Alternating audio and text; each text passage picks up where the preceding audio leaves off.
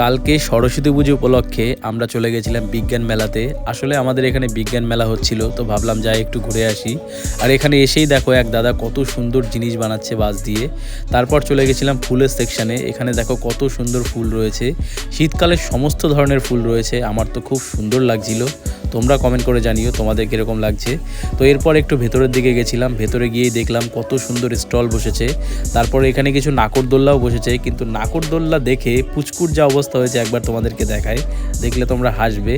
দেখো কি করছে নাকরদোল্লা দেখে, মানে ওকে আর রাখা যাচ্ছে না, ও নাকরদোল্লা চড়বে আর কি। যেহেতু ছোট তো সেই কারণে এখন দেওয়া যাবে না। তারপর গেছিলাম একটু ভেতরে মেয়েদের জিনিসপত্রের দোকানে।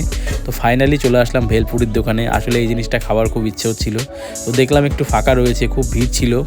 তো যখন ফাঁকা পেয়েছিলাম তখনই গেছিলাম আর কি। আর এই দাদা দেখো কত সুন্দর করে বানাচ্ছে, দেখতে তো খুবই ভালো লাগছিল। দেখো কত কিছু মিশিয়ে লাস্টে এরকম ফাইনালি দই দিচ্ছিল। তো ফাইনালি আমরা হাতে পেয়ে গেছি, এই যে দেখো। তো ভিডিওটা যদি ভালো লাগে একটা লাইক করো, চ্যানেলে নতুন হলে চ্যানেলটিকে অবশ্যই সাবস্ক্রাইব করো। বা